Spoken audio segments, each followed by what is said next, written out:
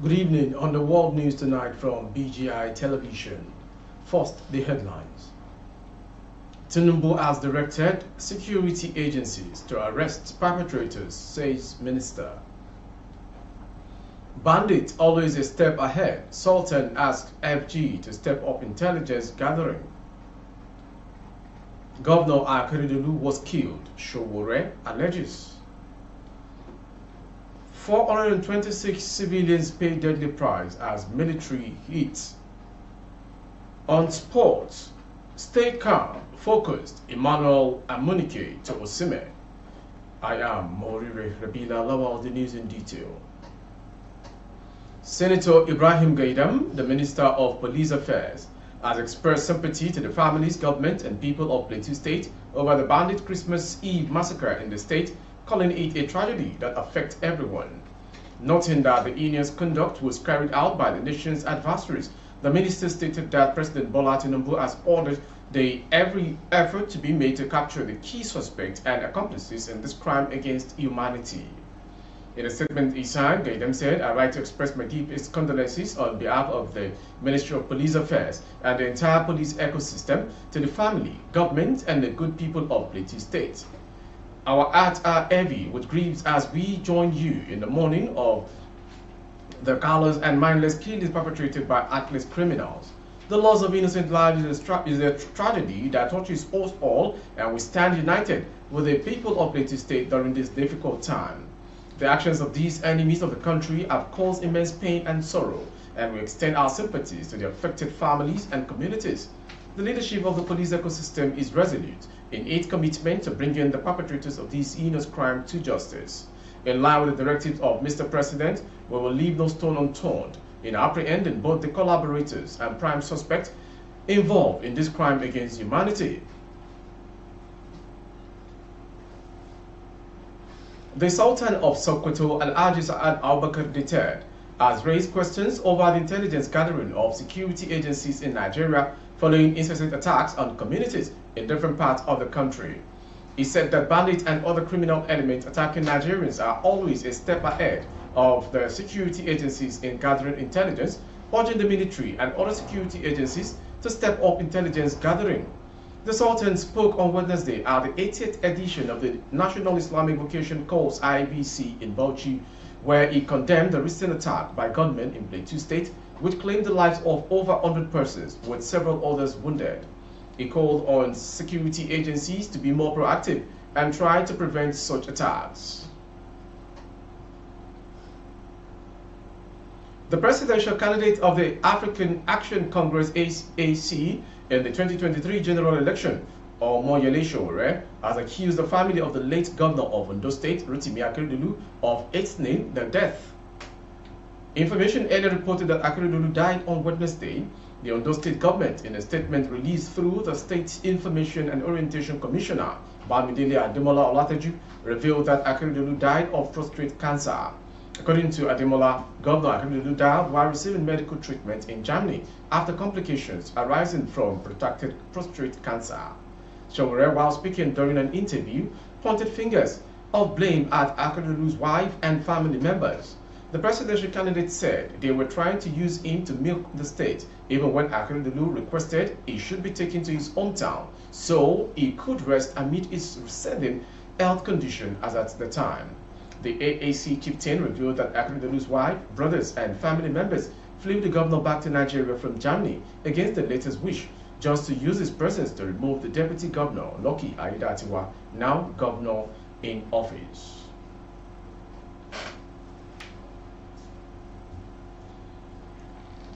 In the last 7 years, over 426 innocent civilians have had to pay with their lives after military airstrikes aimed at bandits and terrorists have hit the wrong target.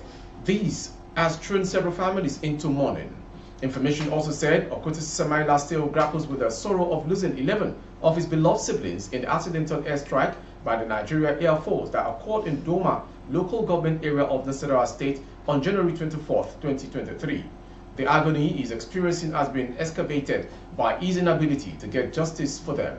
Samiela, who reluctantly spoke to correspondents on ground, said all effort to ensure the family get justice, including speaking to journalists, have been futile.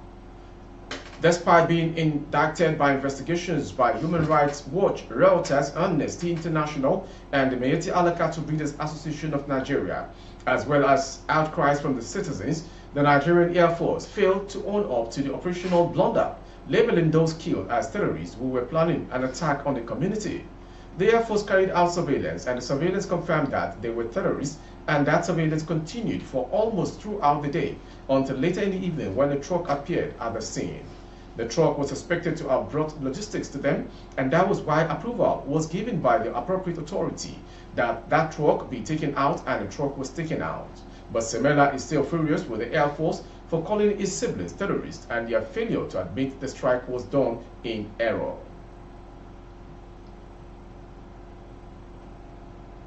The unfinished bridge and road projects in Agbado Crossing has become a source of frustration for local residents, business owners, and motorists, particularly the Okada riders who depend on this road for their livelihood. The project, which was initiated by former Ogun State Governor Senator Ibikunle Amusun, has been incomplete for over a decade, leading to severe flooding and transportation challenges every time it rains. During a recent interview with correspondent, an Okada rider voiced the community's distress, stating that the dilapidated road had not only been affecting transportation businesses due to the constant angling over fares, but also has been exacerbated by government's removal of fuel subsidies. The situation has deteriorated to the point where car owners are unable to use their vehicles, and the cost of motorcycle chains has more than doubled, soaring from 3,000 to 7,000 naira. However, the deplorable road conditions have forced some Okada riders to opt for installment payment to repair their damaged motorcycles. The community is witnessing a decline in its population as residents move away due to the inaccessible road, which also become extremely dusty during dry periods, posing additional health risk.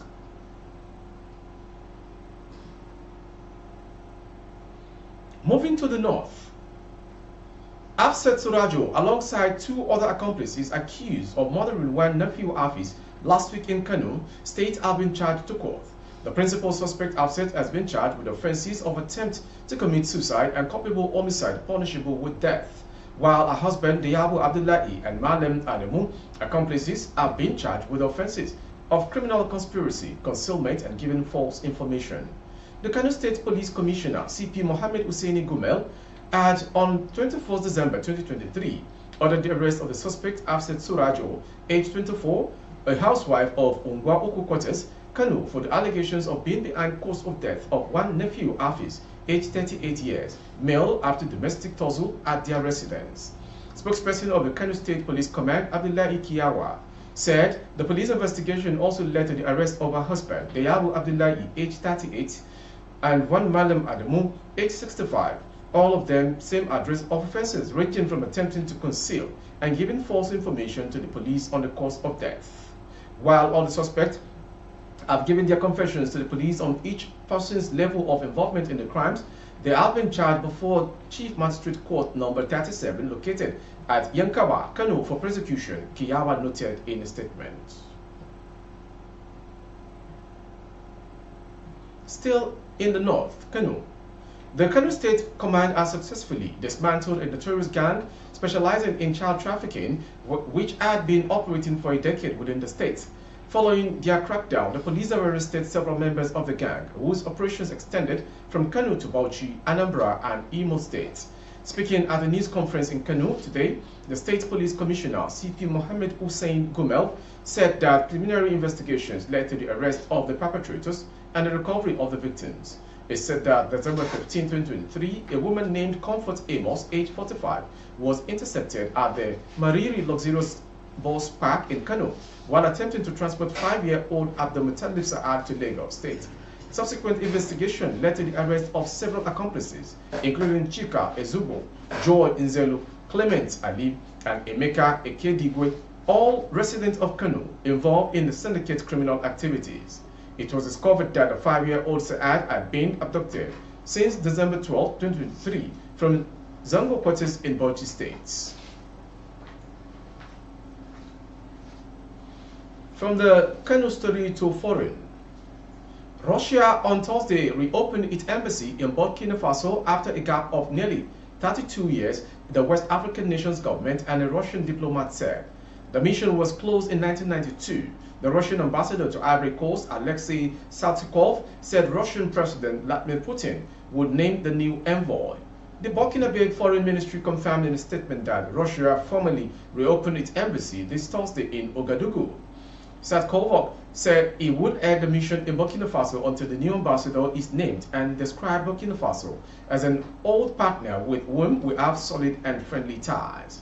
Burkina Faso last year experienced two military coups, both triggered in part by discontent at failures to stem a raging jihadist insurgency. Since coming to power in September 2022, the ruling junta has distanced itself from France, its historic partner and former colonial power, and moved closer to Russia. Finally, sport news.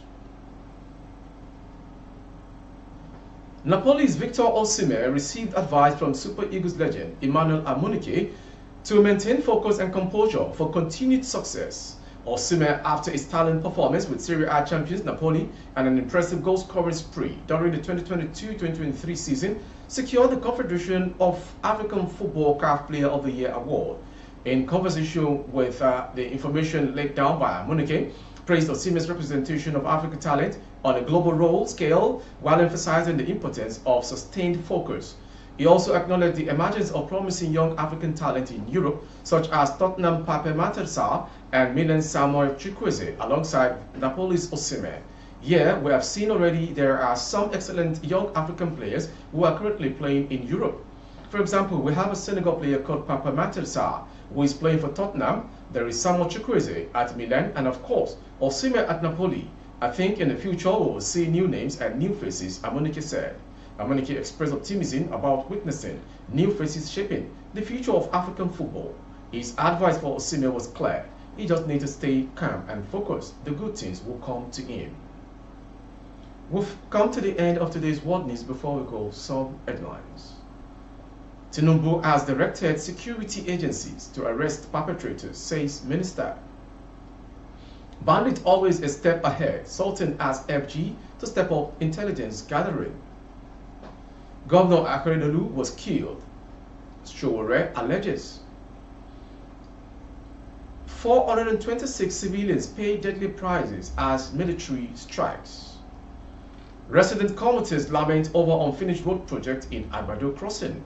We brought to you on sport that stay calm, focused, Amunike advises Osimhen. For update of our broadcast on YouTube, our handle is Baba Bagede Imo Television. Kindly subscribe and click on the notification bell. Select option all to access all of our broadcasts. On Facebook, Bagede Imo with Alawiye Adebayo. Please like and follow the page. Thank you for watching. I am Moriri Rabila Lawal, and I'm wishing everyone around the world a prosperous New Year 2024.